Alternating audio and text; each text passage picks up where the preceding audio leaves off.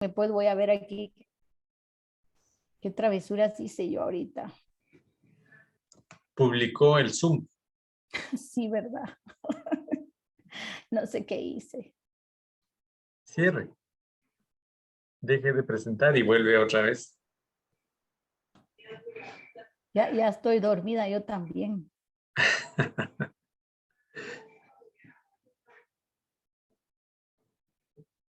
Muy bien. Bueno, vamos a empezar con esta parte. Tal vez voy a cortar la canción por cuestiones de tiempo, ¿oyeron? A ver.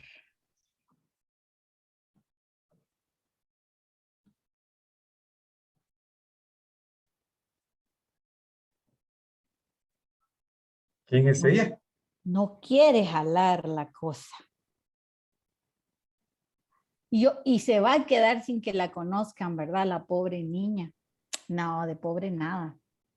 Pero no ¿Quién lo es? jala. Fíjese que ella es Dani Toraya. Ah, Es una sobrina, prima. Que pues ella se lanzó al mundo de la música. Pero sí, no, de plano no quiere jalar muchos. Así que son las cosas de la tecnología, ¿verdad? Bueno, entonces pasemos a la siguiente función. Buenos días, jóvenes. Gracias una vez más por estar aquí presentes. Estamos en día martes 28. En teoría, esta es nuestra... Todavía voy a terminar un poco con los métodos clínicos de diagnóstico periodontal.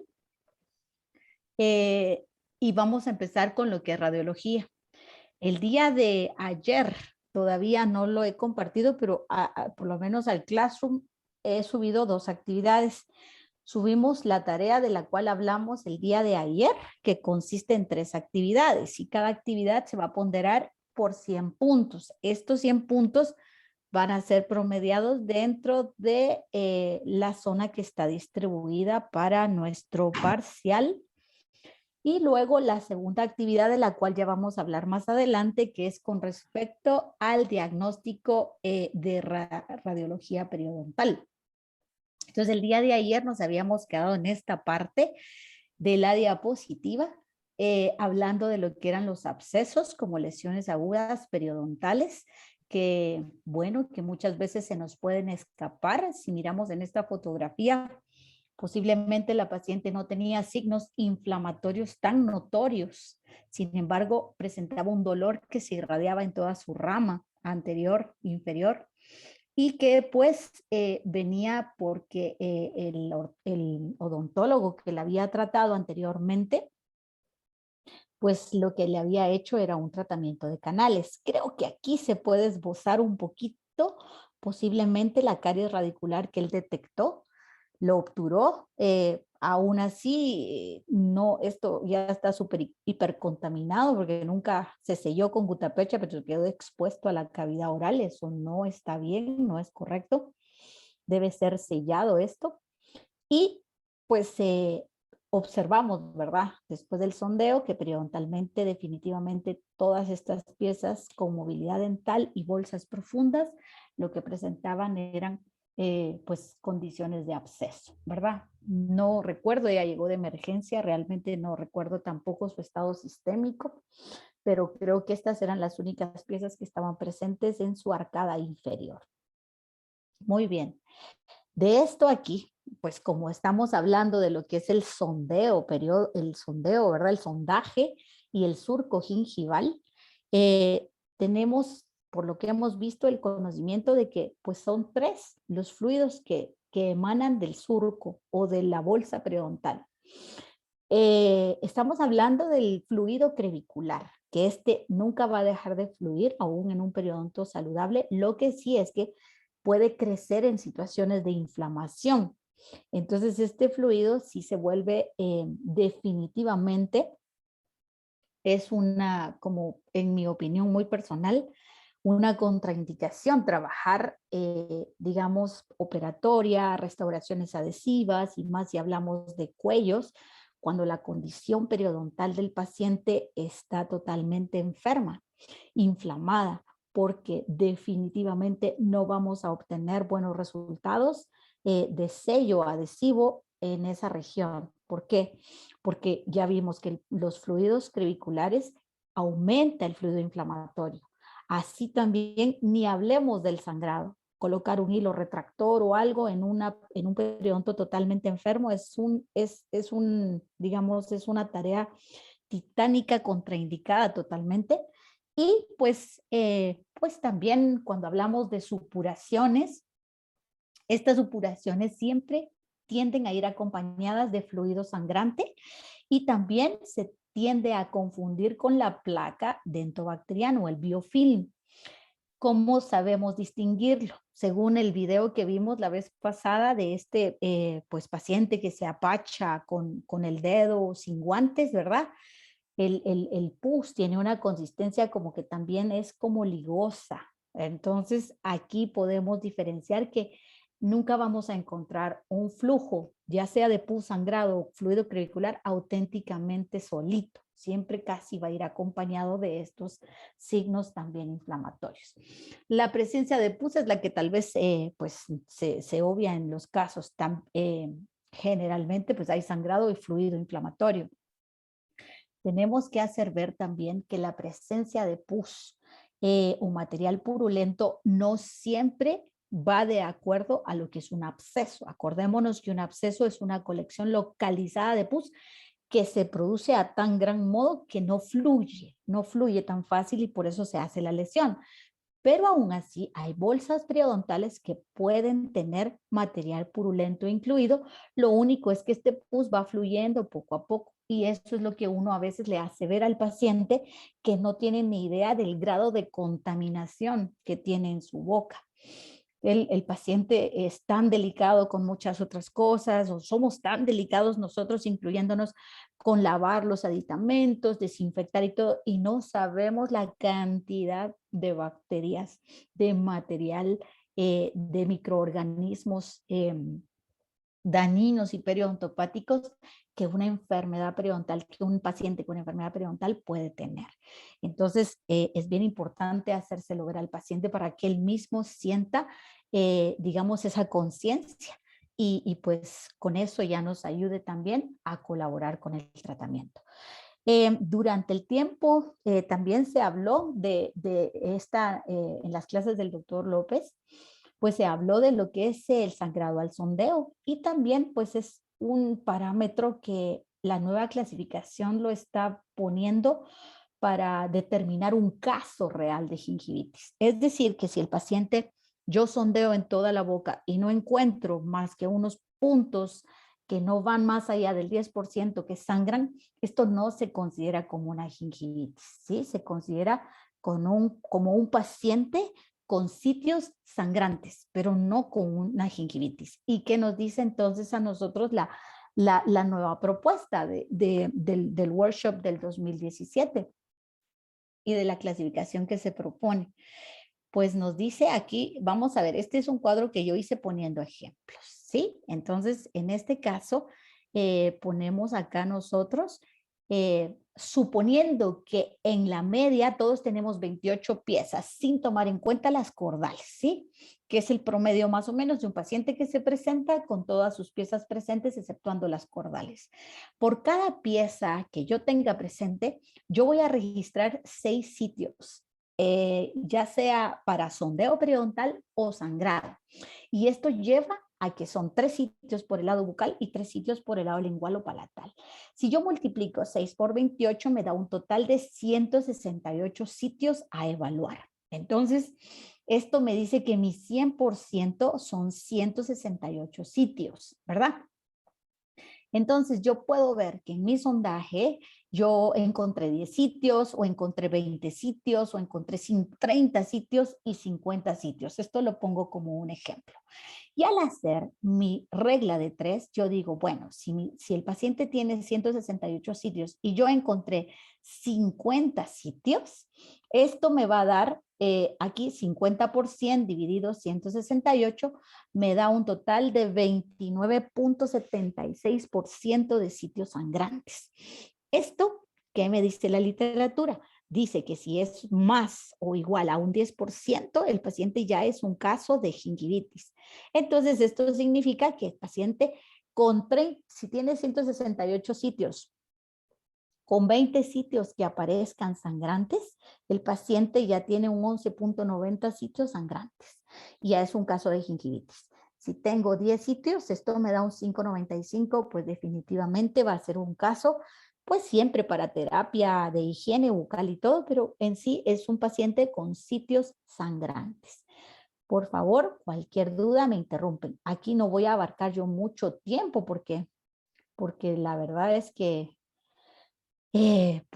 vamos en la corrida. Esto solo demuestro yo y hago ver que si bien la presencia de sangrado, si la logramos ver por acá, al después del sondear hay pequeños puntos de sangrado, eh, en sí esto me va a determinar prioritariamente una presencia de inflamación, ¿sí? Inflamación. Pero muchas veces podemos caer en que nosotros sondeando digamos, la cantidad de sangrado del paciente, con esto ya ponemos que lo llevamos a que es una gingivitis severa, ¿verdad? O llevamos a que el caso está más complicado y ya sabemos, como hemos visto en los casos anteriores, que esto no es así. El sangrado me dice que hay un estado de posible enfermedad periodontal, inflamación en sí. Gingivitis es lo que me dicta a mí que definitivamente el signo más notorio de la inflamación, de la presencia de inflamación y por ende de gingivitis, pero nunca me va a dictar la gravedad del estado periodontal, ¿sí? Como ya lo hemos visto. Esto es lo único que quería recalcar. Y con esto, pues ya vamos en encía, surco y ahora vamos con piezas dentarias. De las piezas dentarias, lo más importante que quiero recalcar es la movilidad dentaria. Entonces, en este caso, nosotros pues tenemos algún punto vamos a ver aquí lo que es, esto es sondeo, ¿verdad? Sondeo periodontal. Perdón, voy a quitar aquí el volumen porque es la música. Miremos el sondeo corrido, la cantidad de sangrado en todos los puntos, la presencia de furcaciones y bolsas periodontales. Aquí es con una sonda de Williams, ¿verdad? Pero definitivamente, pues hay algo que molesta al paciente. En este caso, medimos la movilidad dental y logramos ver aquí una movilidad en una pieza con 2 raíces, ¿verdad? Entonces, posiblemente un absceso que aquí también se combina con mucho tejido, pero hay molestia en el paciente. Entonces, esto nos lleva a nosotros a saber que varios métodos para medir la movilidad. Si ustedes vieron en el video, en este caso, a mí en lo personal me gusta el dedo instrumento, dedo mango instrumento, me gusta ese método. Otros preferirán este que está aquí a la derecha, que es instrumento, o sea, ya sea que le dé vuelta mi sonda, le dé vuelta mi mango del espejo para tocar las piezas dentarias y sentir esa movilidad. A mí en lo personal me gusta el método instrumento-dedo, ¿verdad? Pero ambos métodos son aceptables. ¿Qué tenemos que decir de la movilidad? Para esto, pues yo tengo un caso desde el noviembre del 2013, es un caso que llegó no por voluntad propia, pero es un caso que tampoco tengo un registro grande porque ya van a ver la situación de esta paciente. Es una paciente fémina de 35 años y en cierta forma presenta obesidad. Ella se presenta al consultorio no por una voluntad propia, sino porque su hermana la lleva. La hermana llega por referencia de enfermedad periodontal. O sea, esta hermana era de un biotipo, un fenotipo periodontal bastante delgado, una tendencia a una enfermedad periodontal con bolsas bastante marcadas, digamos, podría decir yo que estaba en un estadio 2 de enfermedad periodontal, ¿sí? No con furcas ni nada, pero una tendencia, tomando en cuenta la edad, ¿verdad? Que ella pues no llegaba ni siquiera a tal vez no pasaba de los 35 años, porque esta es la hermana mayor. Entonces ella habrá tenido tal vez unos sus 30 años. Sin embargo, la hermana, después de la educación, decirle su riesgo periodontal y todo, ella piensa rápido en su hermana. Y cabalmente la hermana empieza a presentar molestias. Y entonces ella dice, le voy a traer a mi hermana. ¿Pero por qué? Porque la hermana llega al extremo en decir, ya no puedo comer, el dolor no me deja en paz. Ella siempre ha sido tratada en el ICS, trabaja en el organismo judicial, entonces ahí también tienen servicio dental. Y cuando se presentó conmigo, se presentó en estas condiciones, ¿verdad? Movilidades en todo este sector anterior inferior, las piezas del canino y premolares inferiores, a pesar de que tenían bolsas y todo, estaban todavía con un buen pronóstico. Miremos esta arcada palatal, si miramos todas estas molares aquí abajo y premolares, bailaban puras teclas de marimba, es decir, lo que ella tenía estable más o menos iba de canino a canino, pero aún así sostenía esto su mordida, ¿verdad? Bolsas profundas, recesiones grandes, como las que miramos aquí en el cuadro superior derecho. Y luego, pues esta es la vista oclusal. Esto fue en noviembre del 2013. En su historial ella dice que sí fue una vez diagnosticada con diabetes, pero es porque definitivamente ella había comido mucha azúcar anteriormente y que definitivamente ya estaba en ver cómo mejoraba su dieta. Definitivamente ni iba a mejorar su dieta y todavía no aceptaba su enfermedad porque también esta parte es importante, la cual como llegó de emergencia no la indagamos tanto, cometí ese error, la parte emocional. Y tampoco si el paciente no tiende a abrirse, pues uno no puede hacer nada, pero la paciente tenía una emocionalidad bastante comprometida. Mamá de 3 hijos ya mayores, digamos en su adolescencia. Y entonces puedo poner yo que a duras penas pudimos hacer esta evaluación, ¿verdad? En este caso solo puse el dedo, ¿verdad? Miremos la movilidad que hay. Si miramos esto, es un grado 2, ¿sí? Yo voy a determinar, según, hay muchas clasificaciones de movilidad dentaria, ¿sí? Pero la que nosotros utilizamos se basa, y está en el documento, se basa en 4 tipos de movilidades. Movilidad 0.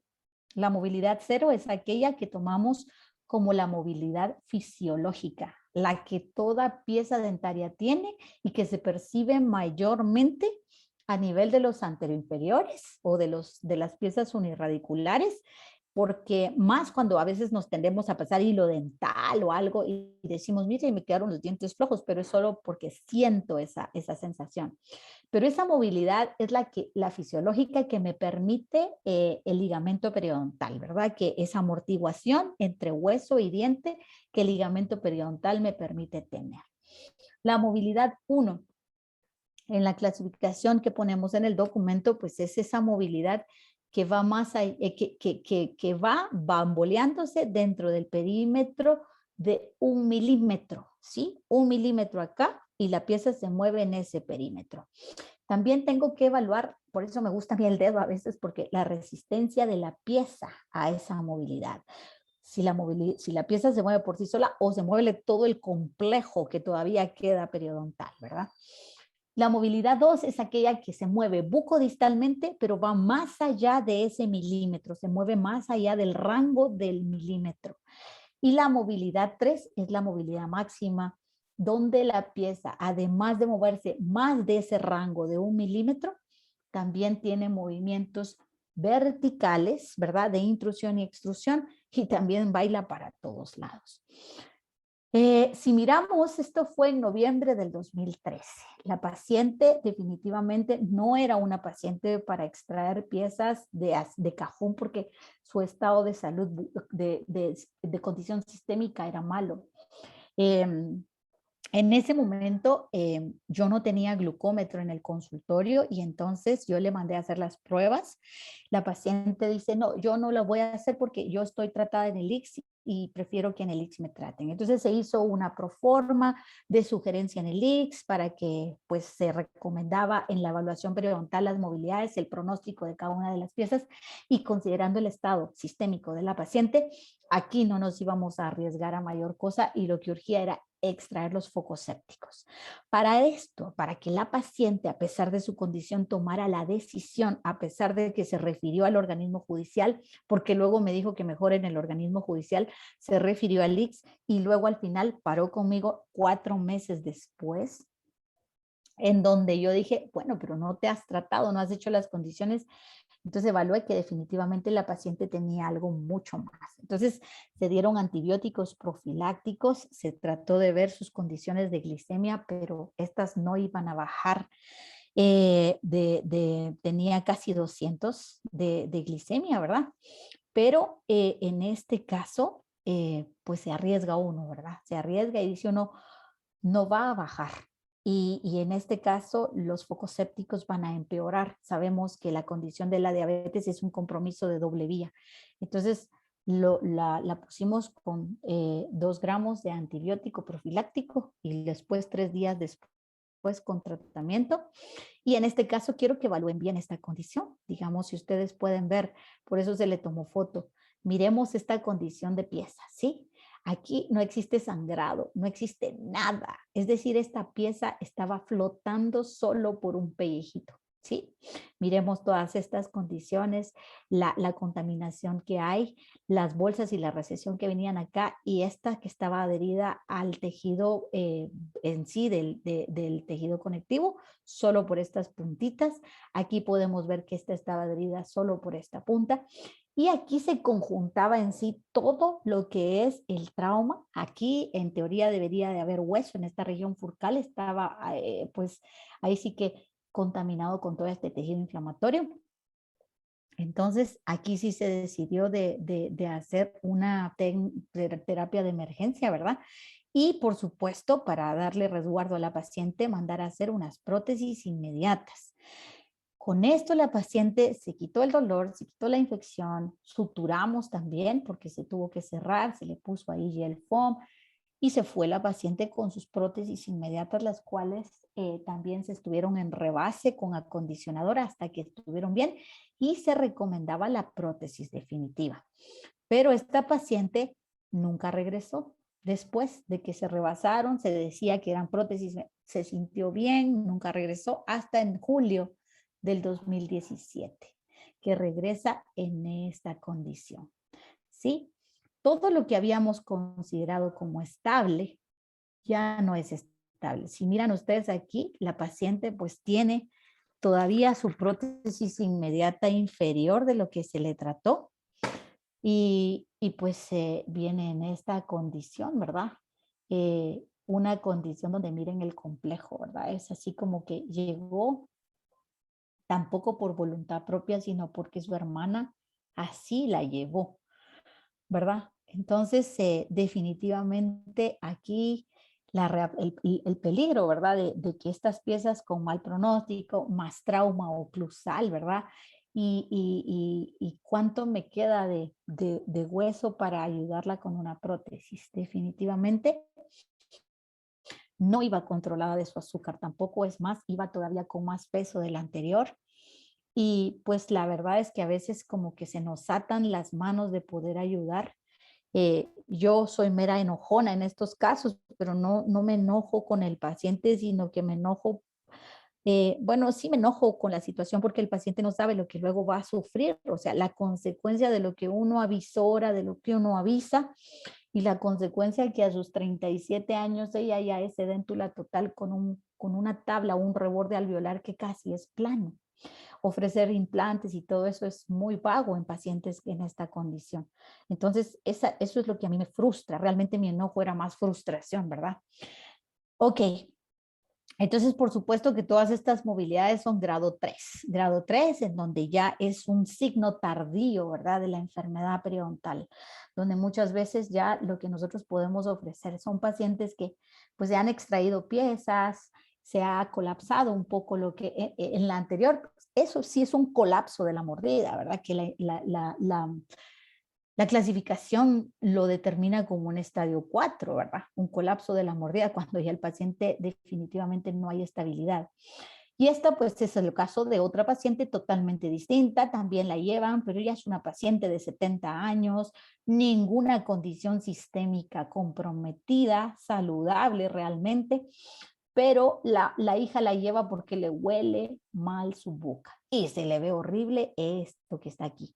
Entonces ella muy contenta, ya totalmente un estado de ánimo muy lindo, pero venía con esto, ¿verdad?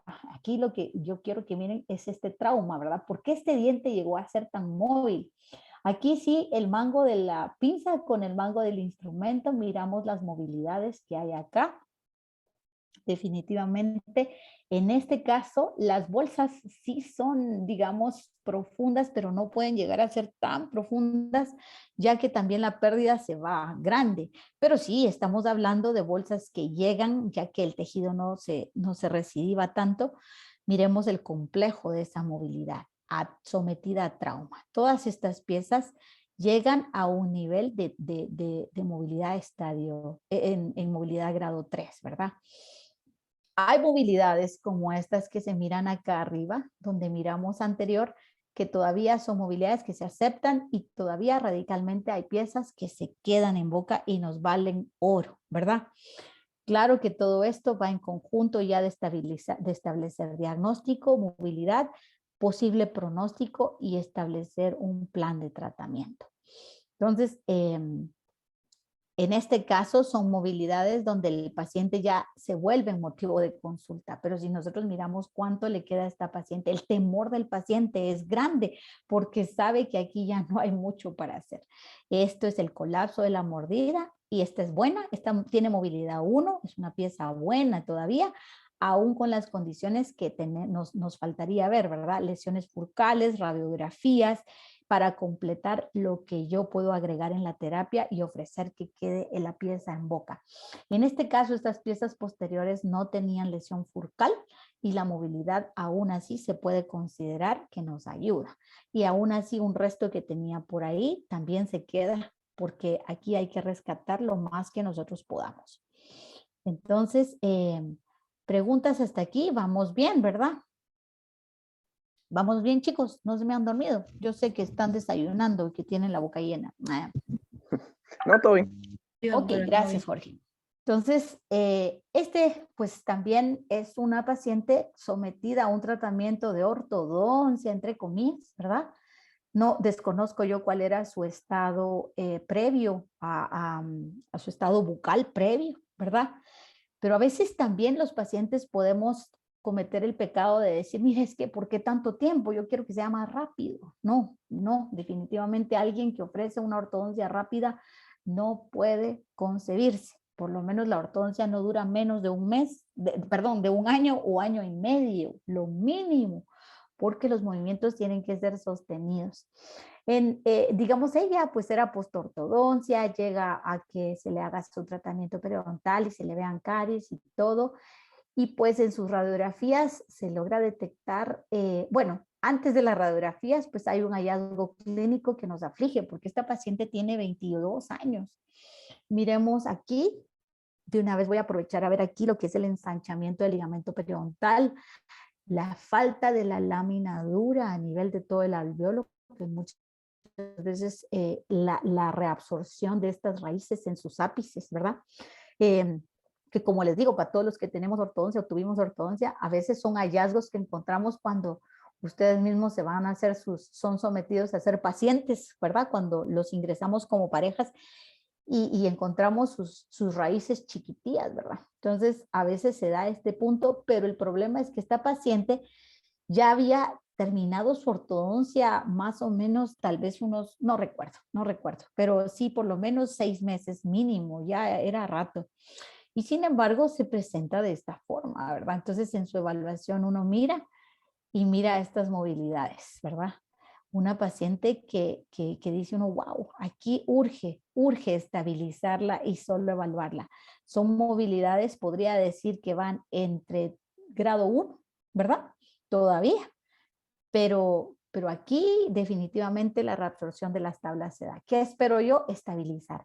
Definitivamente esta paciente puede ser que se mantenga durante mucho tiempo que se reduzca esta movilidad, que las piezas se mantengan en movilidad, o que simplemente con el tiempo hay que revisarla durante casi por 2 años tal vez, pero tengo que ferulizar, tengo que estabilizar. La paciente no tiene trauma oclusal, su mordida es abierta, le quedó todavía abierta, entonces lo que yo tengo es que actuar en grupo y darle un seguimiento específico a estas piezas porque estas no pueden ser de mal pronóstico, ¿verdad? Entonces hay que darles un seguimiento. Con esto termino lo que es la movilidad dentaria de las piezas dentarias, ¿sí? La medición, si ustedes miran aquí usé el mango de la sonda periodontal y el mango del espejo, ¿verdad? Pero todo lo que sea para ustedes poder ver bien, esto es, y se le dice al paciente, ¿verdad? Que ahí va a haber necesidad de hacer alguna ferulización, no tan firme, pero posiblemente sí con un, pues yo a veces uso lo que es la caña de pescar, que es más gruesa, para que no quede tan firme, o el alambrito más trenzado, más fino de ortodoncia. Y hay que estarla controlando por lo menos cada mes, cada 2 meses, solo para ver y darle un seguimiento radiográfico. Cuando yo vea el cambio radiográfico, entonces vamos a poder ir soltando la ferulización poco a poco. Y esto nos da en menos de 6 meses, ¿verdad? Ahora, piezas dentarias. Si hay preguntas, todo bien, ¿verdad? Está bien, no hay dudas. Tal vez las dudas surgen cuando ya pues empecemos a ver pacientes, ¿verdad? O en su boca incluso, ¿verdad? Sus condiciones bucales. Cuando ustedes ya se examinen en la tarea, van a encontrar cositas que van a ser curiosas, ¿verdad? Y ahí pueden plantear ustedes sus preguntas. Piezas dentarias, atrición, básicamente, pues miremos estas fotografías, hablan por sí solas. Hay una atrición fisiológica y hay una atrición patológica. Anteriormente, una atrición patológica específicamente con este señor, Fernando Regalado, pues es un paciente simpático, con una estabilidad periodontal increíble, pero lo que pasa es que él antes dice que se echaba sus traguitos y él tendía a morder vidrio. Él mordía los pedazos de vidrio. Entonces esa era su maña. Dice que bendito sea Dios, pues ya no sigue siendo alcohólico, ¿verdad? Porque esto no para, no se cura, pero ya no toma. Él es abstemio. Y pues queda esta secuela, ¿verdad? De esta atrición severa, porque se llamaría básicamente conjunto con todo esto que él tendía a morder, ¿verdad? Que también por ello puede ser combinado con una lesión de erosiones dentales. Entonces, básicamente, aquí miramos la condición de él, ¿verdad? También tenemos las caries radiculares, que siempre se dan más que todo en pacientes que tienen expuestos el cemento de las raíces y pues son pacientes que ya generalmente van en avanzada edad por el cambio de lo que es las condiciones bucales. En este caso es un periodonto sano, un paciente joven, pero yo lo que quise poner es este tipo de caries que si bien no es radicular, es una caries interproximal que también no podemos exigir una condición periodontal saludable, que se pase el hilo dental y todo, cuando el paciente también pues se tiende a rasgar el hilo dental ahí. Entonces son condiciones que tenemos que mejorar y favorecer para que se pueda el paciente autolimpiar. Luego tenemos las NSCL, que son las lesiones cervicales no cariosas, y entre estas pues abarca lo que es la abrasión, ¿verdad? La abrasión, esta foto la quise poner, es la foto que había puesto anteriormente con transiluminación. Esta es la otra foto de perfil para que miremos cómo el paciente realmente, pues en su afán de higiene, ¿verdad? Miremos acá cómo se trató su boca, ¿verdad? Cerdas duras, pueden ser los abrasivos también de la pasta y pues las condiciones de la fuerza. También se habla de una afracción, todavía no está tan concluido, pero la afracción más que todo se logra ver porque la porción del esmalte en su cara más delgada también tiende a reventarse, entonces se ve como filitos de cuchillo donde se pierde la unión cemento-esmalte, pero eso también es por el trauma de la fuerza masticatoria exagerada. En este caso, miren este nivel de abrasión acá, ¿sí? Pues podemos ver que aquí, miren las condiciones, cómo se preserva la unión cemento-esmalte increíblemente. El peligro aquí es que esta pieza se pueda romper como diente de leche y que también pues a este nivel dañe a nivel pulpar, ¿verdad? Dañe la vitalidad de la pieza dentaria. Y definitivamente, aunque las condiciones no son tan graves en este paciente periodontales, miremos cómo el paciente no puede ejercer una buena higiene en estas condiciones, ¿verdad? Y la erosión. La erosión es una de las partes también que se toma como estas lesiones no cariosas, cervicales no cariosas, pues que están asociadas a puramente condiciones de alteración en el pH, ¿verdad? Donde generalmente la ingesta de ácidos, ¿verdad? Manejan un pH ácido en la saliva, la ingesta de limón, y también los pacientes que padecen de bulimia o que toman muchos sus tragos, es decir, regurgitan a cada rato. Solo que estas lesiones se identifican más a nivel lingual, más que todo de lo que es el paladar, ¿verdad? Porque la lengua protege a veces muy bien todo lo que son las inferiores, no así las superiores cuando el vómito va hacia afuera o los ácidos se regurgitan, ¿verdad? Entonces, con esto estamos hablando de fracción a fracción y erosión. Y las manchas negras, las manchas también son importantes porque es nuestra obligación eliminar las manchas negras extrínsecas durante el tratamiento periodontal, ¿sí? Para devolver al paciente esa superficie pulida, sostenible, y advertir que definitivamente el diente no se mancha en sí solo, se mancha el cálculo, el sarro, la placa que se adhiere al diente, ¿sí? Entonces estas manchas están adheridas no precisamente al diente limpio, sino se adhieren a la placa madura o cálculo que está adherida a la pieza dentaria, y por eso pues son eliminables, ¿verdad? Las causas son varias, pero generalmente sí hay unas bacterias cromóticas, bueno, que forman estos en sus desechos depósitos. A veces van asociadas a pacientes que son bajo riesgo de caries, ¿verdad? Y también están las manchas intrínsecas, pero con estas ya es más que todo a nivel estético. Factores irritantes. Aquí lo único que quiero aclarar solo es esto, el sondeo, ¿verdad? Ya hablamos de la sonda periodontal, hablamos de los distintos usos de la sonda periodontal, que de hecho ustedes están usando su sonda periodontal a nivel de prostodoncia y a nivel de operatoria para hacer mediciones de profundidad de la cavidad, de la profundidad de los cortes que ustedes hacen. Pues bueno, el otro instrumento clave pues es el explorador. El explorador es el instrumento bajo que muchas veces podemos buscar esos factores irritantes que están presentes en nuestra cavidad bucal. Y estos factores irritantes son todos esos factores que me alteran la condición de mi periodonto y que no me favorecen a una mejora, a pesar de que ya mejoré mi cepillado, mejoré mi técnica y bajé mis índices de placa. Los factores irritantes no tan fácilmente, si no movemos y no removemos estos factores irritantes, entonces no tendremos buenos resultados, a pesar de que el paciente ya aplicó su terapia. Entonces, en este caso, yo quiero que miremos, perdón, aquí, quito mi voz. Entonces, en este caso, es muy común que descubramos a los estudiantes usar el explorador en una forma que sea la que no es correcta. Voy a empezar con este video, perdón, porque creo que aquí es donde uno más o menos mira cómo el estudiante ve el explorador y lo usa como que si fuera sonda periodontal, y esto no es bueno. Sabemos que la sonda periodontal por eso tiene un diámetro no menos de 0.6 según los estudios, porque es lo que favorece, y el explorador es puntiagudo, el explorador puya. Y miremos cómo lo está usando aquí el practicante. El explorador no es una sonda periodontal, ¿sí? Entonces, esto lo que hace es solo exacerbar el sangrado, lastimar al paciente, que a veces el paciente se queja y algunas otras no se queja. Entonces, en este caso, tendremos que regresar a explicar que el explorador es un instrumento que se debe de usar con la punta hacia la superficie del diente, de forma acostada, sube y baja sobre la unión cemento-esmalte o sobre donde está, para ir buscando cualquier brinco, salto.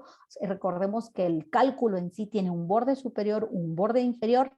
Las restauraciones sobrecontorneadas o una resina, póngale, si tiene un escalón, va a ser descubierto en las radiografías, o clínicamente voy a sentir el salto solamente a la hora de subir el explorador en este caso. Entonces, esta es la forma adecuada de utilizar el explorador y de buscar, digamos, factores irritantes o cálculos que puedan quedar. Generalmente, en mi caso personal, yo prefiero usar el explorador. Claro que por eso pedimos un explorador, que entre exploradores también hay exploradores gruesos, ¿verdad? Por ejemplo, el del ejemplo es el grueso que tenía el estudiante, que casi la sonda periodontal es más delgada. Pero los exploradores que son de marca, ¿verdad? Reconocida y que tienen un control estándar, son exploradores delgados y nos permite palpar muy bien y palpar y sentir ese salto que hasta el paciente dice, me recuerdo muy bien un paciente que íbamos buscando y el paciente levantaba la mano, ay, porque él sentía el ping, ping de su brinco, o sea, todo ese sonido que se transmite por el hueso, el paciente lo sentía. Entonces, la mira es lograr enseñarles a ustedes cómo ubicarlos y cómo detectarlos, ¿verdad? Por eso, en algunos casos, cuando hay papilas presentes, yo prefiero usar el explorador cuando la recesión ya es mucha y las bolsas son profundas, donde el explorador no llega, definitivamente ahí pues usamos lo que es la sonda periodontal. Ambos instrumentos sirven con el mismo fin para buscar esos factores irritantes. Y con esto termino. Quiero que se ubiquen en este canino, pieza 22. Miremos cómo miramos acá, ¿sí? No voy a preguntar porque se tardan mucho en responder, son muy tímidos ustedes, pero solo los guío. Quiero que pongan acá.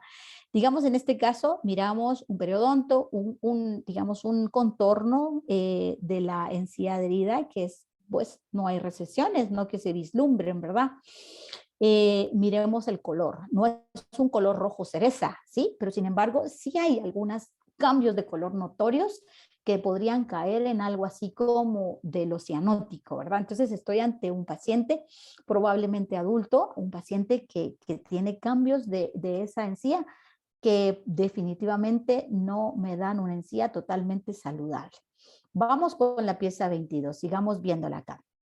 Indico con el explorador y aquí hicimos un cambio donde ya se muestra esta parte oscura aquí del canino. Claro que está en todo, ¿verdad? Pero yo quiero que se enfoquen aquí en esta parte. ¿Sí? Logramos ver aquí algo oscuro que muchas veces se percibe. Y la encía habla por sí sola. Cuando ustedes evalúan visualmente una encía donde se mira filo cuchillos, firme y todo, dice uno, wow, pero siempre paso mi explorador, porque el explorador es la magia. Voy cambiando aquí, ya mi explorador se mete y retrae lo que es la encía marginal, ¿sí? Retrae lo que es la encía libre y miramos aquí el aparecimiento de un cálculo, ¿sí? Estos cálculos son antiguos. ¿Por qué? Porque no son cálculos blancos, son cálculos negros y por lo tanto se traslucen a través aún de un biotipo que se mira o de un fenotipo que se mira grueso. Entonces, esto es la clave, ¿verdad? La clave de la exploración. Encontrar definitivamente las lesiones que van más abajo, que vimos en esas piezas que extraímos, pero que no las vemos aquí y que las tenemos que ver con el tacto. Y ese tacto no es con el dedo, el tacto es con el instrumento. Y entonces ahí va la cureta ya para remover el cálculo. La metodología para remover y extraer, esa la vamos a ver ya en tratamiento durante la instrumentación, ¿verdad? Pero con esto aquí termino la parte de lo que es en sí los métodos clínicos. ¿Cómo vamos? Pregunto, ¿cómo estamos? ¿Va todo claro? ¿Ya quieren tocar encía? ¿Ya quieren buscarse ustedes sus factores irritantes? ¿Cómo estamos? ¿Preguntas? ¿Estamos bien? Todo bien, doctora. Gracias. Ok, bueno. Entonces, fíjense que ya compartimos el documento en Canvas. Desde el inicio del módulo 4 está ya el documento de lo que es el diagnóstico radiológico periodontal. Y también está el documento de todo esto que acabamos de ver, ¿verdad? Que refuerza lo que vimos en las clases. Los factores, los elementos clínicos para la evaluación del examen. Y con esto tenemos solo dos actividades, la actividad clínica y la segunda actividad de radiografías que la vamos a hacer en la próxima clase. Hablamos con la doctora Fortuny y ella amablemente me dijo, está bien, se damos un periodo más para no robar ya tiempo de su tiempo de no clase, ¿verdad? Porque sabemos que ese tiempo está demasiado saturado.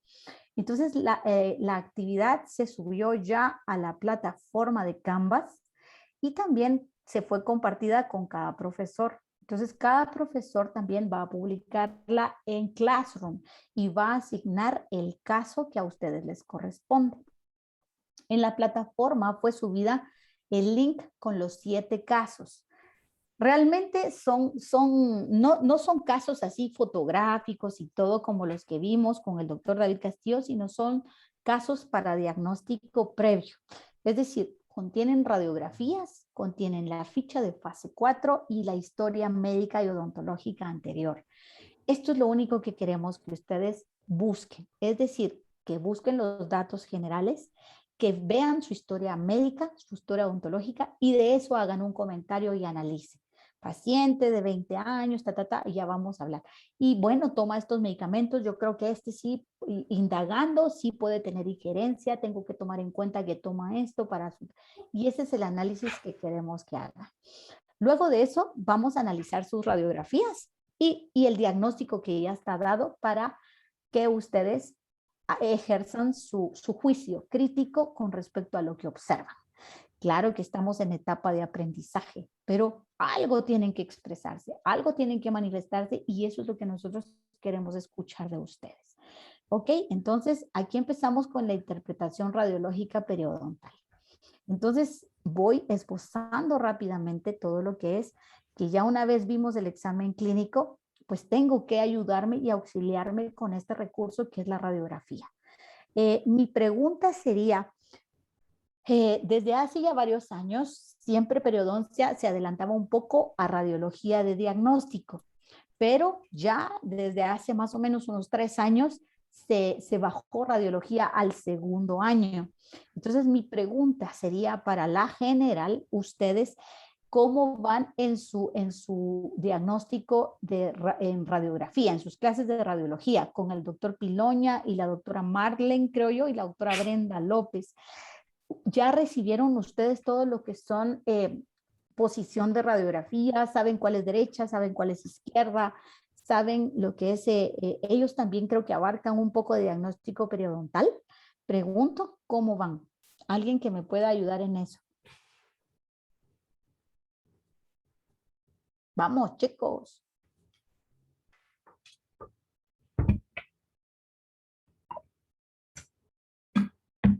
Vamos, Pues Dana. en segundo se empieza como que a ver eso, doctora. O Ok. sea, así como que lo principal, lo básico. ¿Y de radiología periodontal vieron, Catherine? ¿Vieron algo? Ah, No. estoy tratando de recordar, doctora. Tan chula, yo sé. Pero Doctora, alguien que sí nos lo, ayude ahí. doctora, 20.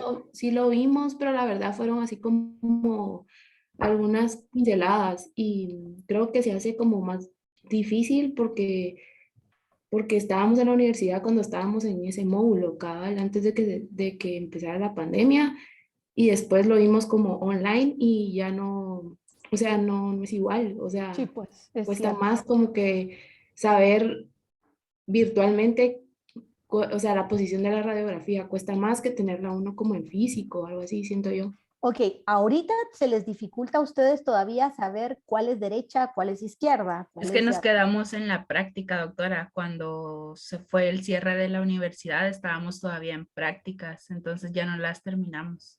Y no las hicieron, no las supieron bien. Va, entonces vamos a ver este ejercicio y cualquier cosa, por favor, me preguntan, porque puede ser que lo básico para uno no sea básico para ustedes y no es mal, no está mal. Lo malo es que no pregunten, ¿verdad? Que no aclaren las dudas y para eso estamos, ¿ok? Entonces voy a empezar con estas limitantes de las radiografías. Entonces, la radiografía sigue siendo un recurso, pero idóneo para todo lo que es la terapia. odontológica, ¿verdad? Y específicamente todo lo que es el diagnóstico periodontal. Aún así, cuando hayan surgido nuevas técnicas, y ya vamos a ver de eso porque también en Canvas yo les compartí un video solo para que, o sea, hace como complemento opcional, que se llama manejo de imágenes. Este fue digamos, yo lo logré grabar en la pantalla, ¿verdad? De Málaga del 2017, allá en Málaga, España, y creo que hace un buen análisis de lo que son las imágenes para el diagnóstico. Entonces, lo único que ha avanzado a nivel de radiografías es que antes teníamos analógicas, es decir, metíamos la peliculita, esperábamos el revelador, y ahora pues nos ahorramos ese paso. Ahora pues hay sensores y la imagen aparece rápidamente en el monitor de la computadora. Nos ayuda mucho, nos eficientiza el tiempo y también nos ahorra esos pasos de posible error. Es decir, esos errores que yo no sé si ustedes ya los van a experimentar, pero uno pues metía el líquido en el revelador y se esperaba, usted decía, bueno, tengo que contar, miraba la película, más o menos tanteaba cuando ya apareció la imagen, la meto en el agua y la meto en el fijador. Entonces, habían muchos posibles errores de exceso de revelado, errores de exceso de fijado, errores de que los líquidos ya había que cambiarlos y yo tenía que repetir la radiografía. Todo eso ya desapareció. Posiblemente en la facultad todavía van a tener que pasarlo, y cuando empiece uno su clínica, pues no todos tenemos la oportunidad de empezar con un sensor, ¿verdad? Porque bendito sea Dios, cuando ustedes lleguen tal vez ya van bajando de precio, ¿verdad? Porque todo va bajando en ese sentido. Cuando la tecnología es premium, pues sale muy cara y luego aparecen otros y va bajando de costos. Entonces, posiblemente a ustedes ya les va a tocar esta parte del sensor. Ahora, la calidad de la imagen también me ayuda porque puedo jugar con las claridades o no claridades y todo lo demás. Entonces, pero aún así, la radiografía tiene ciertas limitantes que yo tengo que reconocer y que tengo que jugar con ellas, y por eso yo no puedo ejercer un diagnóstico solo con la clínica ni solo con la radiografía. Tengo que complementar ambas cosas. Entonces, aquí es donde viene la magia de reconocer lo que son los recursos. ¿Y cuáles son estas limitantes? Pues las limitantes definitivamente es que es una imagen de blanco y negro y juego de grises, ¿verdad? Pero estos juegos de grises yo los tengo que reconocer. Yo sé reconocer que lo blanco es lo que no me deja pasar el haz de rayos, y por ende es algo que es duro, es opaco. Entonces yo identifico que aún el paciente me dice, mire, pero eso blanco es malo. No, ese blanco es una resina, es un relleno, y todo eso lo miro. Si lo oscuro a nivel periodontal, sé que definitivamente es ausencia de tejido de hueso, ¿verdad? Como miro yo en estos lugares. Y también, pues ahí voy jugando con los tonos de grises y sé yo, en mi experiencia, cuánto es la tonalidad de una raíz, cuánto es la tonalidad del esmalte. Sé que el contraste del esmalte y el cemento y la dentina se tiene que ver para ver la unión cemento-esmalte.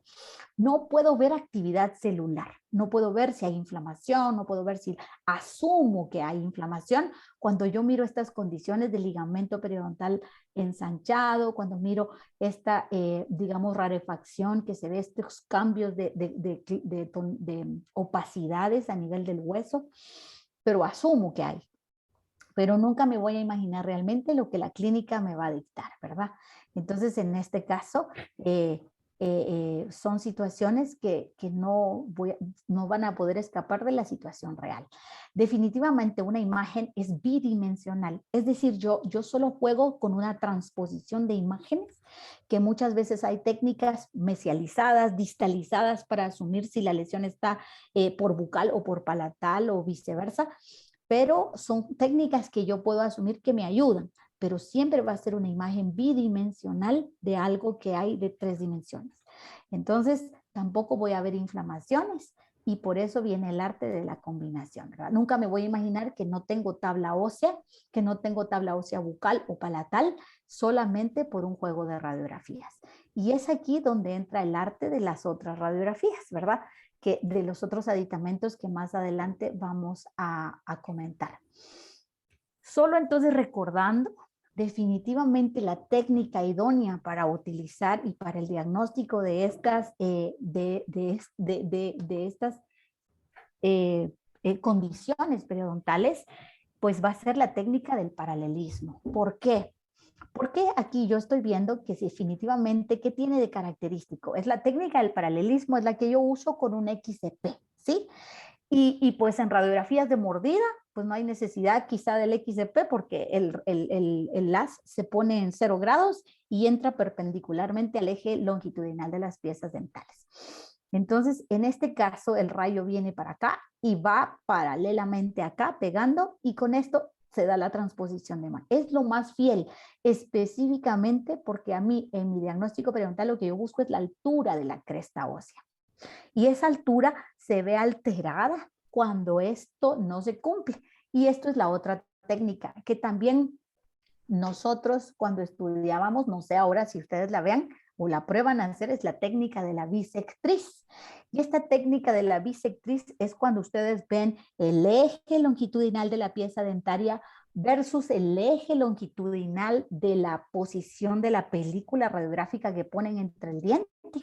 Y luego yo en ese vector saco la línea media y con eso apunto paralelo a mi rayo. Y eso es la bisectriz, pero es calculímetro, ¿verdad? Es calculada porque depende de cómo el paciente detenga la película y todo lo demás. No es una mala técnica, realmente nos ayuda mucho en ciertas ocasiones, pero si es para un diagnóstico periodontal, la técnica del paralelismo es la idónea, ¿sí? ¿Y qué pasa aquí? Que con la técnica de la bisectriz, pues yo voy a tender a sobreangular o a subangular y por esto es que las imágenes me van a tender a causar cierta deformidad y van a aparecer hallazgos que posiblemente no son los reales. Entonces yo tomo estas, pongo de ejemplo estas radiografías. Ambas son de la misma condición, del mismo sector, para que nos vayamos entrenando. Por ejemplo, cuando yo miro las radiografías es como para verlas en un espejo. Si yo tengo el canino aquí a mi izquierda, esta radiografía y las molares van a la derecha, esta radiografía es de mi cuadrante superior izquierdo, ¿sí? Este es cuadrante superior izquierdo, porque las molares van del lado derecho, ¿ok? Normalmente, pues a ustedes los ponían a buscar ese punto guía, ¿verdad? El punto guía que se miraba en la peliculita, pero ahorita es como vernos en un espejo, ¿sí? Yo me pongo de frente y es el lado opuesto, ¿verdad? Es el lado, todo lo que está a mi izquierda va a ser derecho y todo lo que está a mi derecha va a ser izquierdo. Si nos ponemos de espaldas, es ahí como se mira todo, ¿verdad? No sé si me doy a entender en ese punto. Sí, vamos conmigo. Entonces, en este caso, miremos aquí la misma imagen con distinta.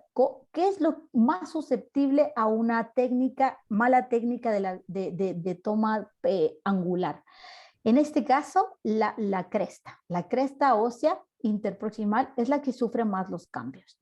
En este caso, pues ustedes dirán, bueno, aquí tiene la cresta casi a nivel de la unión cemento-esmalte, pero no puede ser eso, ¿verdad? Sabemos que en nuestra anatomía de periodonto normal sabemos que existe un nivel de inserciones de inserciones supracrestales, ¿verdad? Que es lo que le llamábamos antes el ancho biológico, y que entonces esto está desfasado. Y por ende, aquí, esta es con técnica paralela, y entonces yo ya veo que aquí sí se ve mi laminadura, se ve una altura de lo que dijimos que la altura ósea tiene que estar más o menos a 1 o 2 milímetros mínimo de lo que es la unión cemento-esmalte. Si ustedes miran, la caries se ve aquí, la caries se ve aquí, la caries se ve más distinguida aquí y aquí. Los puntos de contacto están abiertos, entonces a nivel de operatoria, pues de todos modos lo voy a ver, pero para el diagnóstico periodontal, la cresta es bien importante, ¿verdad? Entonces la técnica del paralelismo es lo más importante. Y por eso aquí yo siempre les recalco a ustedes los criterios famosos de Pritchard, ¿sí? ¿Y qué dicen los criterios de Pritchard? Pues básicamente los criterios de Pritchard solo me ayudan a juzgar la toma de una radiografía, si es confiable o no es confiable. Y los criterios son 4, son simples, no son difíciles.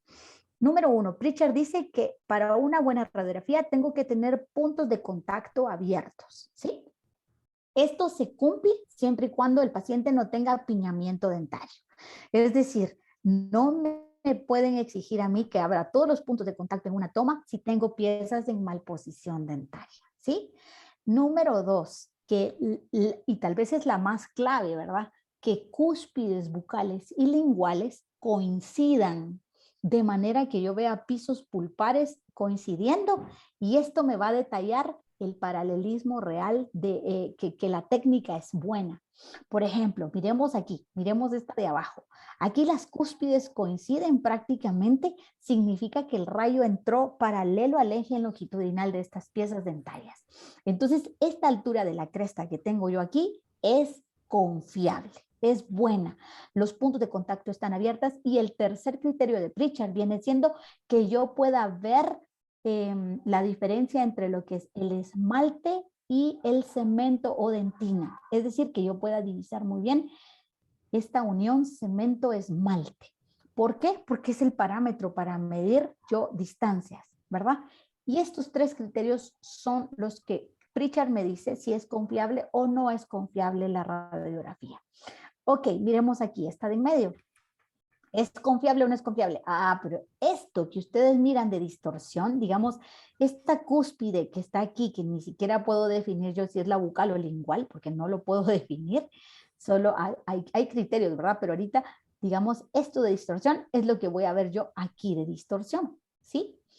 Pero también tengo que ver que esta pieza definitivamente, posiblemente, es una pieza que está en mal posición, puede estar inclinada hacia bucal o hacia lingual, y por eso nunca, Luna, cállese, perdón, por eso es que nunca me va a dar una coincidencia por la malposición dentaria, ¿verdad?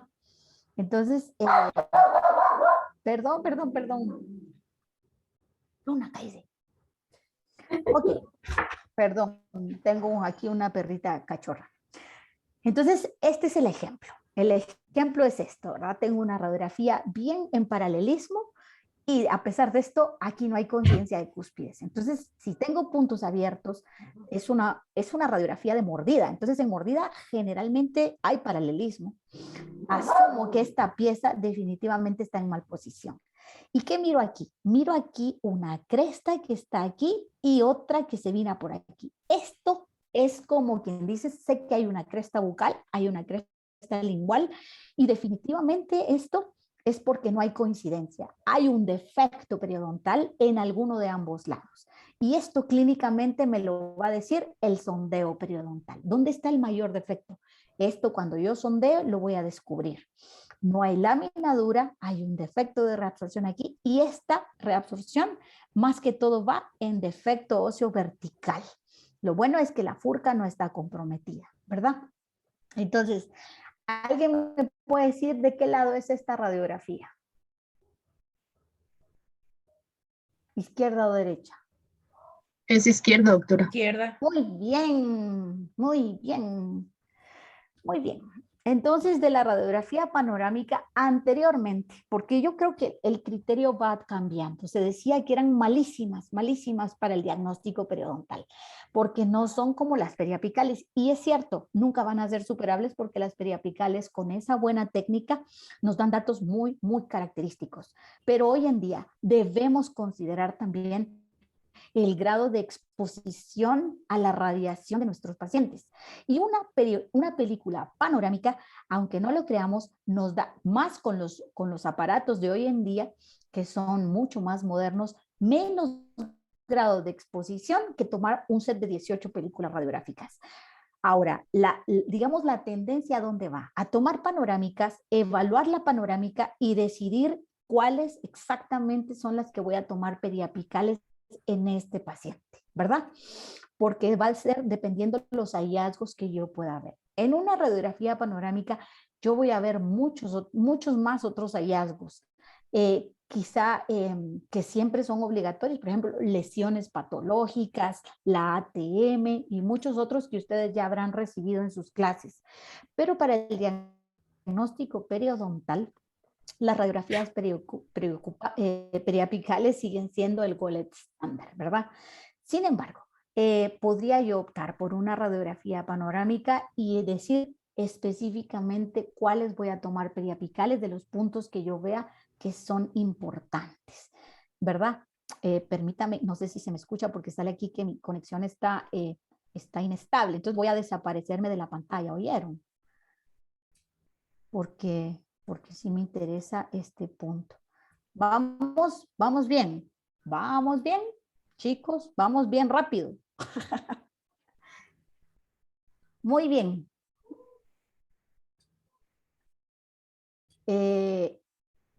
Voy a ver aquí. Ok, entonces en este caso, como vemos aquí, ya hablábamos de estas panorámicas, ¿verdad? No voy a agotar esto. Esto es unas radiografías de sustracciones, son radiografías digitales que nos hacen ver a veces los cambios que hay en el paciente, pero esto ahorita no es tan importante. ¿Qué estructuras vamos a evaluar? Estas 4. Todo está en el documento. Hueso alveolar, espacio de ligamento. No miramos el ligamento, miramos el espacio del ligamento, miramos la raíz y los factores irritantes, ¿sí? Entonces, de la lámina dura, pues ya se vio, ¿verdad? Que es esta línea opaca, densa. No siempre es la misma en todos los pacientes. Conforme vayamos teniendo la experiencia de ver varias radiografías, vamos a entender que muchos pacientes van a tener una lámina gruesa más densa, más gruesa, una lámina dura más gruesa y dura, más opaca, y otros van a tenerla un poquito más ralita, pero siempre va a ser opaca y definida. Esto va a depender, claro, del grado también de lo que es la densidad de hueso del paciente, ¿verdad? Entonces, esta lámina, si está en estado normal, va a ser continua, y si no está en estado de enfermedad, si está en estado de enfermedad, va a ser discontinua. Se va a interrumpir. Y esto vuelvo otra vez al ejemplo acá. ¿Cómo tengo que verla? Pues así como miro esto, ¿sí? Claro que aquí es obvio. Miren aquí, miran ustedes este nivel de cálculo que se ve aquí. No todos los cálculos son visibles radiográficamente, pero son hallazgos que si los miro, solo me dicen el grado de cronicidad que tiene, de mineralización que tiene ese cálculo para que se deje ver radiográficamente. Puede ser que estas piezas tengan cálculos, pero no las veo, pero posiblemente no están tan mineralizados como estos que están aquí y que aparecen acá. Solo el hecho de ver cálculos a nivel del cemento, ¿verdad? Definitivamente es porque ya hay una pérdida de las inserciones, ¿verdad? Ya se migró. Y cuando yo revelo la cresta aquí, definitivamente se ve como que se está deshaciendo, como que se está desintegrando. Y eso es lo que es la reabsorción ósea. Auténtica desaparición y discontinuidad del ligamento, de la lámina dura, y pérdida de la altura de la cresta, que en este caso se percibe bastante avanzada, y en otros casos va a ser como esta, a pesar de que ya se ve la pérdida de la altura bastante marcada, ¿verdad? Y un esbozo aquí de inicio de furcación, ¿verdad? Pero esta furcación no se ve oscura absolutamente, solo se ve un cambio que yo veo, y aquí yo puedo esbozar, y de una vez agrego estos factores, este ensanchamiento, ¿verdad? Ensanchamiento del ligamento periodontal. Aquí se mira que definitivamente hay un ensanchamiento aquí y aquí, por lo tanto, tendría que evaluar también esta pieza a ver si no tiene movilidad dentaria, al igual que estas condiciones que están acá, ¿sí? Miran esta translucencia que se ve aquí, o sea, este cambio de tonalidades de grises me dice que definitivamente ahí puedo determinar yo si en las radiografías hay actividad celular. No lo puedo determinar, pero sí puedo inferir que sí está activa la enfermedad periodontal por esta condición de... ¿Sí? Entonces, ¿a qué aspiramos nosotros cuando nosotros hagamos el tratamiento periodontal? ¿Aspiramos a que esta cresta suba hasta aquí? No, no vamos a poder hacerlo. El defecto ya es bastante grande, pero sí aspiro a detenerlo y a que se dé esa, digamos, regeneración propia del cuerpo y que se estabilice y se vuelva a formar una línea opaca, que es la lámina dura. Y por ende, ya el paciente también tenga tratamiento en casa. Entonces, ¿qué evaluamos de la cresta? Evaluamos la forma, la altura, la densidad y la continuidad de la lámina dura. Definitivamente la forma de la cresta va a depender del grado de convexidad de las piezas dentarias, ¿sí? Y del contorno que tengan. Por ejemplo, en el área anterior vamos a ver picos, ¿sí? ¿Por qué? Porque generalmente aquí las raíces están más juntas. Aquí miro yo un pico bien marcado y aquí ya no lo miro tan marcado, ¿sí? Aquí miro que hay cálculos, pero depende también de la profundidad de mis bolsas y si hay pérdida o no de la adherencia y recesiones o no, que eso lo complemento clínicamente. Y también en posterior, pues generalmente las crestas son planas, mucho más planas. ¿Por qué? Porque las piezas son más convexas y las raíces están mucho más separadas, ¿verdad? Entonces, esta es la forma de la cresta. En cuanto a la altura, pues eso ya lo saben, lo normal, ¿verdad? Es lo que me ocupa a mí, lo que es ese nivel de inserciones supracrestales, ¿verdad? Y en este caso, pues tengo que ver que esta cresta nunca, a veces el error es decir, ¿a cuánto tiene que estar la altura de hueso normal? A nivel de la unión, no, porque el sello de la encía se tiene que dar y para eso hay un espacio de 1.5 a 2 milímetros y por ende la cresta en sus condiciones normales tiene que estar a esta altura, nunca a nivel de la unión cemento-esmalte. ¿Puede ser que en la radiografía se encuentre la cresta ósea a nivel de la unión cemento-esmalte? Sí. ¿Por qué? Porque la tomé mal, la tomé sobreangulada o biangulada y por eso la cresta se me desfasó. Pero eso, para eso son los criterios de Pritchard, para descubrir, no, esta radiografía está alterada, pero me da información, ¿verdad? Y entonces ahí ustedes ya van viendo. Pues a nivel de esto, estoy hablando yo de que muchas veces ustedes solo con ver esto dicen que ya es un defecto vertical, pero no. Yo lo que quiero ver es que depende, la posición de la cresta va a depender de la posición de las piezas dentales, lo mismo que dijimos a nivel de la altura. Es decir, que si las piezas están mesializadas, si están torcidas por la pérdida de alguna pieza, la cresta también se va a inclinar. Es decir, que si la unión cemento-esmalte no está alineado consigo mismo, la cresta va a tomar esa forma de esa línea imaginaria entre la unión cemento-esmalte que se da entre las piezas vecinas. Es decir, ¿sería este entonces un defecto óseo vertical? No. Primera vez hay línea, hay laminadura y porque la posición de la unión cemento-esmalte de una pieza con otra obedece al paralelismo que hay entre la forma de esta cresta. No así aquí abajo, ¿verdad? Esta condición definitivamente es un auténtico defecto vertical, ¿sí? Una bolsa infraósea. ¿Es por qué? Porque definitivamente se está dando bien localizado en estas piezas y no afecta paralelamente a las piezas, sino que afecta más siempre a una que la otra. Este es el auténtico defecto vertical. No coincide el paralelismo entre la unión de cemento-esmalte de una con la otra, ¿verdad? El tiempo se nos es cortito. Vamos a ir viendo. 15 minutos antes paro, aunque no termine todo el contenido. Perdón por llevarlos tan corridos. Entonces, hablamos de un patrón de pérdida ósea, ¿verdad? Ya dijimos en nuestro, voy a adelantarme, lo que pasa es que yo quería que vieran imágenes, ¿verdad? Pero hay un patrón de pérdida ósea horizontal y este patrón, este sí se puede evaluar muy bien a nivel de las radiografías panorámicas, porque aquí sí se mira muy bien todo el patrón de la pérdida. Generalmente este patrón de pérdida es la pérdida ósea que se da paralela a todas las uniones de cemento-esmalte y se da así, como se dice, horizontalmente, ¿verdad? En cambio, el patrón vertical es aquel que no obedece ese paralelismo, ¿verdad? Se da totalmente angular, defectos óseos angulares o simplemente pérdidas verticales, que son reabsorciones. Generalmente la pérdida vertical se da localizada, aún así la pérdida horizontal también se puede dar localizada. Anteriormente se asociaba la pérdida vertical o la pérdida angular a las periodontitis agresivas. No es que hayan desaparecido las periodontitis agresivas, porque se detectaba que estas periodontitis eran de una rápida reabsorción, o sea, avanzaban a paso galopante. A pesar de ser crónicas, avanzaban. La pérdida ósea era mucho más acelerada. Pero hoy en día, como no hay pruebas contundentes de que la dinámica de la periodontitis sea distinta en ambos lados, se reunió todo en una misma periodontitis, solo que cuando nosotros divisamos pérdidas angulares, definitivamente nos vamos al estadio 3, ¿verdad? O sea, para avisorar que son pérdidas que nos tienen que alertar, ¿verdad?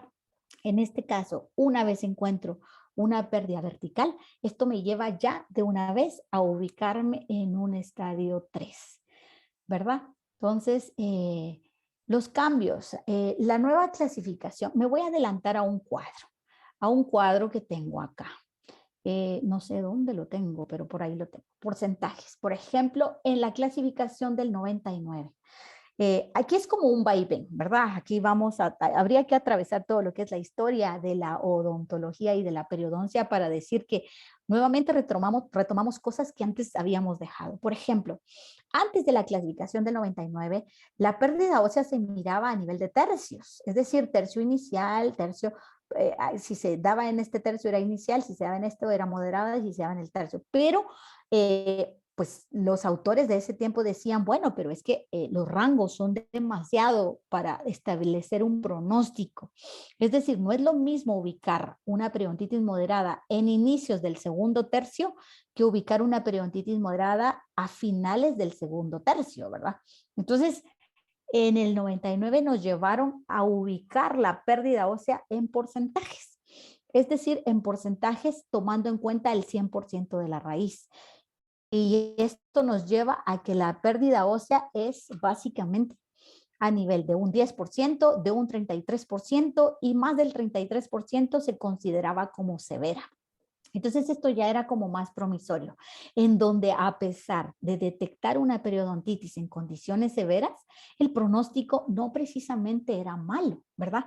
El pronóstico podía ser bueno, pero ya nos alertaba de que más de severo para el paciente, solo más severo, ¿verdad? Podría decirse un severo con buen pronóstico o un pronóstico dudoso o un severo con un pronóstico ya muy desfavorable, ¿verdad? Pues abarcar la palabra rarefacción a veces no nos gusta porque luego el estudiante le pone a todo que todo es una rarefacción, pero la rarefacción solamente es un cambio de translucidez en la trabécula ósea. Es decir, donde debería de haber una trabécula digamos, como quien dice parejita, encuentro yo que hay cambios de lucencias y eso es una rarefacción, pero toda esa rarefacción tiene un nombre. A nivel periodontal nosotros le llamamos reabsorción de la cresta, ¿sí?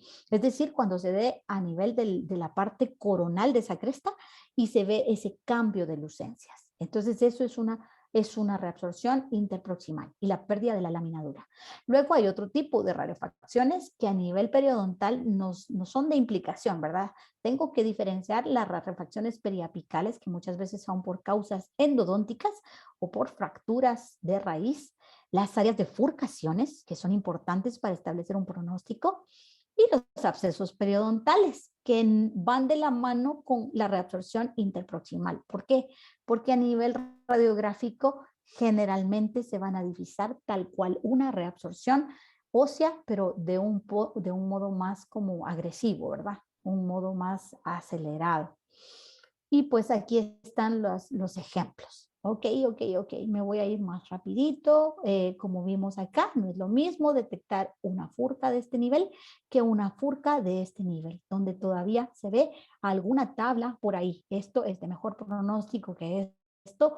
Aún así, esto no es de mal pronóstico del todo si yo puedo garantizar en mi paciente un punto de higiene interdental.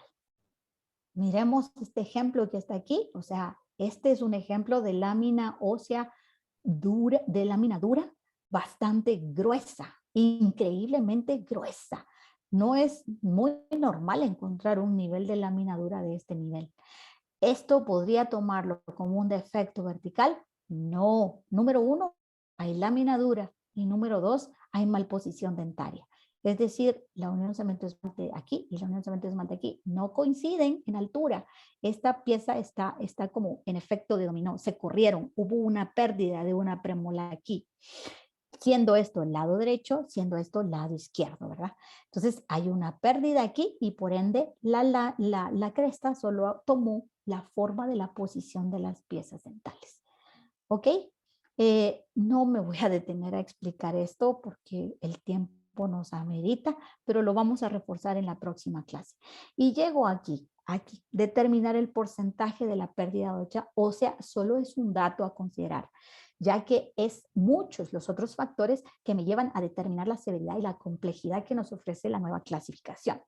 Entonces, yo tomé los datos radiográficos. Claro que los datos nos llevan a todo lo demás clínico, pero a nivel radiográfico, como hablábamos acá, una pérdida ósea vertical, ¿sí? De más de o igual a 3 milímetros, me ubica rápidamente en un estadio 3 y de ahí de 3 a 4, ¿sí? Cuando yo tengo una pérdida ósea del 15%, aquí ya no es un 10%, sino me manda un 15%, rápido, esto me ubica en un estadio inicial. Es decir, aquí no voy a ubicar generalmente una pérdida de altura, pero lo único que voy a ubicar yo es una discontinuidad de la laminadura. Y con eso ya tengo yo para ubicar conjunto con la presencia de bolsas periodontales. El estadio 2 me lleva ya a determinar que voy a una moderada, de un 15 a un 33%. Sigo conservando los porcentajes. Generalmente aquí se ubica un tercio coronal, ¿verdad? Es decir, esto abarca el tercio coronal, pero ubico hasta un 33%. Tomando en cuenta que más del 33%, esto ya se toma severo avanzada, que era lo que se tomaba antes, y afecta a los tercios medios y apicales, ¿sí? Entonces esto me ubica ya más o menos en los niveles de estadios. Tomando en cuenta que en sus etapas iniciales, si hay una reabsorción horizontal, pues esto me ubica en un estadio 1 y 2, siempre y cuando caiga en estos porcentajes de pérdida. Si tengo presencias verticales, esto más de 3 me lleva a esto. Pero si tengo pérdidas horizontales que van más allá de este 33, también me ubica en estos estadios. El número de las piezas presentes, definitivamente aquí no lo tomamos en cuenta porque tiene que haber piezas presentes, pero en el estadio 3 y 4 con oclusión generalmente. Sí se considera el número de piezas perdidas, solo que si tienen que tener un historial de pérdida por causas periodontales. Pero en este caso estamos hablando de 10 pares de piezas de ocluyente, ¿verdad? Entonces tienen que estar en función de oclusión. Y luego acá el riesgo de pérdida en el estadio 3, potencial riesgo de perder piezas y aquí es potencial de perder la dentición completa, ¿verdad? Es ahí donde poco a poco nos vamos a ir puliendo, ¿verdad? Para todo esto es en base a la experiencia. No tengan pena ustedes de cometer sus errores, todos los hemos cometido y los seguimos cometiendo, ¿verdad? Para eso estamos nosotros los docentes, para ser guiadores. Entonces, el ligamento periodontal, así como lo vieron ustedes, en un promedio de 0.25 milímetros, miramos esto. En esto quisiera yo llevarlos a esta parte, ¿verdad? Esta es la paciente que tenía las movilidades que les mostré yo en los datos clínicos y esta es la evidencia radiográfica. Miremos este ligamento. Por eso les digo, con la radiografía yo sí puedo ver en cierta forma, puedo inferir alguna actividad. Yo miro que aquí no hay laminadura, ¿sí? Claro que es una paciente de 70 años, pero no hay laminadura ni siquiera acá. ¿Y eso qué significa? Miren el ensanchamiento del ligamento, desapareció esa laminadura. ¿Es porque las movilidades de esto es de todo este complejo óseo, ¿sí? Entonces yo puedo divisar que aquí sí hay una actividad que tengo que completar junto con la clínica.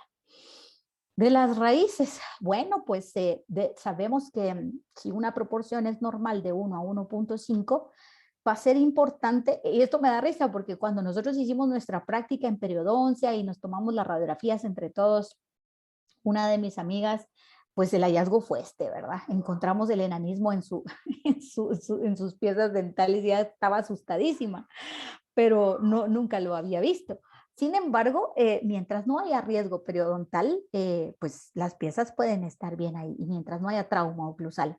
Pero sí tenemos que advertir que una bolsa de 5 o una pérdida ósea aquí de 5, una pérdida de inserciones, no va a ser la misma que en una pieza larga, ¿verdad? Entonces, eso es de lo que hay que cuidar a nuestros pacientes y advertirles el riesgo.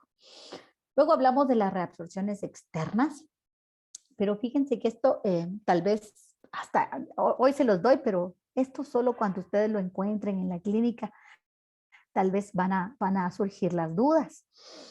Básicamente la reabsorción en superficie es cuando se da un trauma muy fuerte. Esta reabsorción viene siendo lo que se da en ortodoncia, como vimos la de la pacientita que tenía tratamientos ortodónticos y que pues le quedaron sus piezas en movilidad.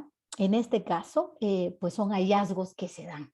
El paciente generalmente no lo percibe a menos de que ya haya una movilidad muy seria, pero generalmente lo encontramos en los tratamientos. Lo que hay que ver es la vitalidad pulpar y que esto no avance, ¿verdad? Y que no estén en trauma. Pero estas reabsorciones son generalmente por estas causas, ¿verdad? Se empiezan a ver estos ápices más romos. Luego también está la reabsorción radicular cervical. Esto muchas veces se confunde con una característica de las radiografías que se da en ese efecto cuando, no recuerdo ahorita cómo se llama, pero ese hundimiento que tienen las premolares en su parte interproximal a veces se puede confundir, pero todo esto tiene que ser corroborado radiográficamente. Generalmente cuando nosotros estamos haciendo nuestro raspado y alisado, podemos detectar aquí ciertos defectos a nivel radicular. Diferenciarlos entre una caries y entre una reabsorción neta es el desafío. ¿Y cómo se diferencia? Bueno, pues básicamente nosotros podemos palpar esa dentina dura, y generalmente la caries pues es blanda, ¿verdad? Y generalmente pues a veces sí es asintomático. Solo se encuentra. También hay que vigilar por la vitalidad de la pulpa. La reabsorción inflamatoria externa. Esto es como el caso en que yo les conté, es este caso, ¿verdad? De aquí, miren aquí. Hay interna y hay externa, pero esto es el que avanza a nivel del cemento y avanza hacia la pulpa. ¿Hay tratamientos? Sí hay, son un poco más complejos. Hoy en día hay materiales buenos para rescatar y detener esto. A veces se tiene éxito, a veces no se tiene éxito, pero siempre es bueno intentarlo. Aquí hablamos de la hipercementosis. ¿Qué les puedo decir? El desaparecimiento, la desaparición de lo que es el ligamento periodontal. Perdón, me pasé al anterior. Esto es la hipercementosis. Generalmente, pues, hay crecimientos a nivel de estas raíces y generalmente estas hipercementosis tienden a avanzar a lo que es la anquilosis. Ese es el riesgo mayor. Hoy en día hay tratamientos que son como reimplantaciones dentarias. A veces se pierde una pieza, se tiene la cordal en buenas condiciones y se trasplanta. Tal vez no se usa mucho hoy en día este método porque tienen que haber muchos factores bien reunidos, pero puede usted agarrar la cordal y trasplantarla al lugar de la pieza que se va a extraer. Claro que hay muchos otros factores que tomar en cuenta. Se pueden leer estudios de esto, pero generalmente estas piezas van a tender número uno, hay que hacer tratamiento de canales. Y número dos, tienden a tener esa anquilosis. Y piezas con muchos tratamientos con el tiempo, sometidas a mucho trauma, tienden también a anquilosarse. Son esas piezas que cuestan mucho a la hora de que se tengan que someter a extracción. Cuesta mucho porque si para una extracción lo que nos ayuda a nosotros y nos facilita es la presencia del ligamento periodontal. Y las fracturas verticales y horizontales son de injerencia y no son tomadas en cuenta como tratamiento, como una enfermedad periodontal. Es decir, en la definición de los casos, puede ser que nosotros sondeemos que este paciente llegue con un absceso, nosotros lo podemos confundir como un absceso periodontal, pero no. Cuando nosotros miramos y descubrimos que muchas veces estos pacientes lo que llevan, no se logra ver ahí, son fisuras verticales que son por fracturas a nivel longitudinal de la raíz y definitivamente eso, si bien afecta el periodonto, no se considera como casos de periodontitis, ¿verdad? Y de ahí de los factores irritantes, generalmente es importante hacer ver que no todos los cálculos son visibles en las radiografías, pero cuando son visibles, lo importante es ver dónde se ubican. Por ejemplo, miren aquí, este cálculo se ubica en todo el nivel de la raíz, es decir, la pérdida es considerable. Y si se ubican, pues también a ustedes les dice el nivel de lo que les va a costar eliminarlo, porque es el grado de mineralización que tienen las piezas. Muy bien, yo creo que me quedo hasta acá. ¿Y qué les iba a...? Ay, Dios, ya son las 11. Solo terminar con esto. Hoy en día se ofrece una herramienta diagnóstica bastante útil que se llama el CONBIM, ¿verdad? Es la tomografía computarizada. Si bien es una herramienta bastante buena, en el video que yo les mostré, pues está esta parte ¿En qué grado voy a someter a mi paciente? Porque esto sí es una consideración de bastante radiación. Entonces, generalmente son procesos utilizados más que todo para implantes dentales. Utilizarlas para un diagnóstico solo si realmente amerita un éxito o un riesgo en mejorar el tratamiento de las posibilidades de pronóstico de mi paciente o de tratamiento. Si no, no, la radiografía sigue siendo el elemento importante conjunto con la clínica dental. ¿Ok? Entonces, perdón, no había leído el chat. Aquí dice cómo dijo que se llamaba. Ay, perdón, ¿que se llamaba qué? Me quedé atrás. Combin. El CONBIM, CBCT se le dice, CONBIM.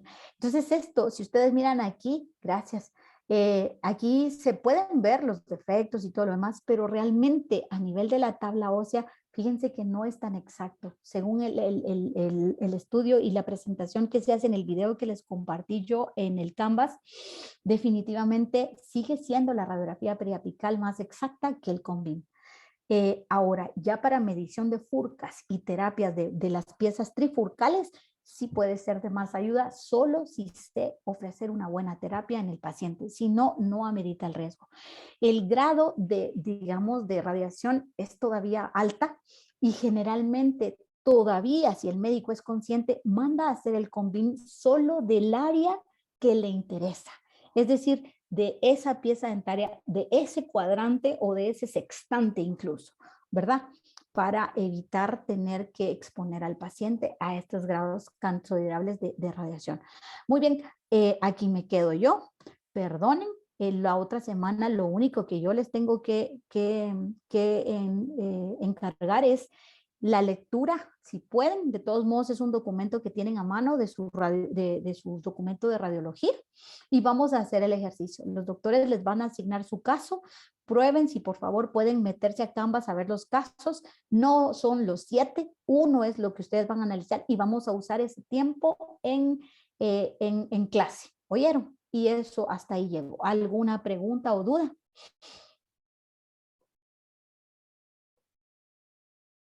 ¿Están allí?